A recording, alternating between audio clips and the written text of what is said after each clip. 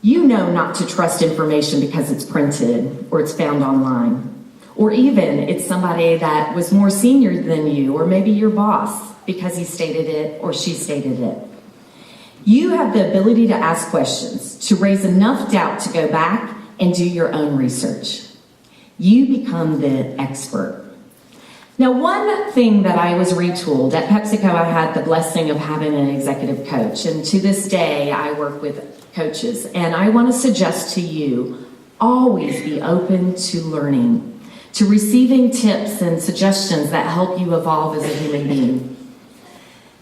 This PhD is one step of your long journey ahead. But one thing that I had to do was replace one word in my vocabulary. As an academic, you are taught to use the word but. But, professor, but to your committee members. I have learned to replace that with a word I like better. To the suggestion of my executive coach, to replace that one sheer word with the word and. And I would like to build on that idea. And I hear what you're saying, and I would like to suggest an alternative opinion. What you're doing is using those tools in your toolkit the way you're going to use your PhD. You're going to continuously evolve how you frame and how you use the tool. So you are going to overcome adversity. And I will say, Joshua J. Marine said, challenges are what make life interesting. Overcoming them is what makes life meaningful. If you've read Lean In, if you've read any of those books, especially the women in the audience, men, it's no different. But you have to take on the challenge. You have to be willing to leap off your comfort or out of your comfort zone. You are going to fail, and that failure will make you stronger. Some of you might have taken the comp 1 or 2 times and not been successful. Maybe you can't do that now, but I know we had a high failure rate at the time I was going through the comp process in the School of Political Economy. And what that does for you is it shows that you have the tenacity to bounce back. You are continuously going to be facing barriers.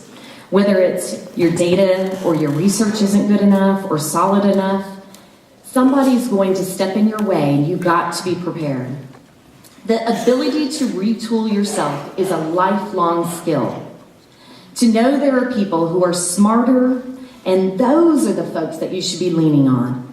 They might not have the PhD, but they are the learners. Those that continuously pick up a book and take their discipline to the next level. I speak globally about behavioral economics. I talk about irrationality. I talk about the human decision-making and emotion. That was not in my classically arranged economic theory. The industry has evolved. We are realizing new bits and pieces of information. Brain science has come about. We now are using EEGs to run marketing programs, to understand how people are reacting to products. It's our reality. We're evolving. So these skills will serve you for the rest of your life. No matter how great your dissertation is today, there will be a day you can barely remember the title of your dissertation. And you will barely remember who was on your faculty or on your committee. What will happen is you will remember moments of adversity that you struggled through. You will remember this day because it represents you bringing together your family. So I want you to remember how hard it was to get a PhD, how hard you worked, how much you and your loved ones sacrificed. And most importantly, you did it.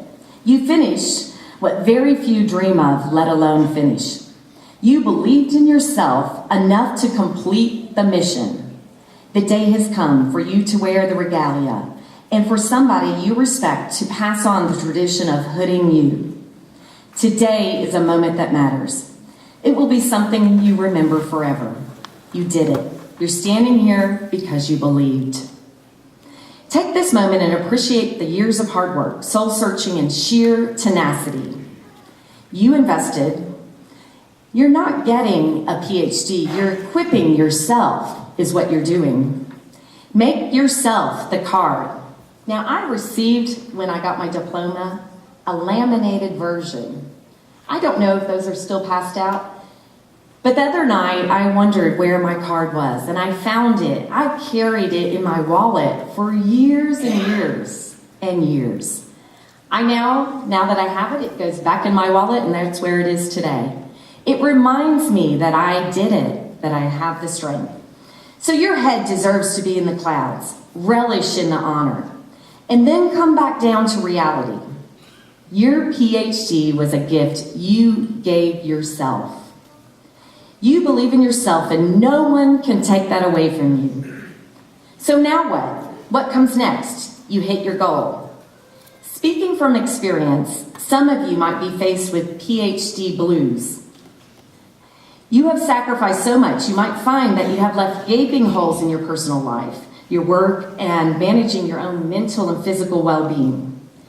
You didn't get here without the support of others. Others stood by your side with words of encouragement and helping fill in for you while you were working endlessly on your dissertation. So now is the time to appreciate those folks that are sitting here in the audience. What got you here will not get you there. You now have some things to course correct. Thank those who helped you. Let them understand how much you appreciated them. Give yourself permission to celebrate and to rest. Throw a party, take a vacation, or just get some sleep. You earned it. You not only put your mind through the ultimate test, but you probably tortured your body. Recalibrate, get back on track, bring balance back in your life. When I got my PhD, I was also working on a half marathon and trying to do the 2 parallel path. I actually learned the minute I had my PhD that I had a baseball-sized tumor that would result in 3 years of surgeries and leave me in a very complicated fertility journey. I neglected myself. I was taking 4 leave a day, not realizing what was going on because I was so focused. So I want you to take that seriously, that you have tortured your body. You have gone without sleep, you've done many things. So course correct, give yourself the gift to get back on track. It is a time to run your own race, chase your own passions, build a new dream. As Michael Josephson said, have pride in how far you've come, have faith in how far you can go, and don't forget to enjoy the journey. Now this journey right now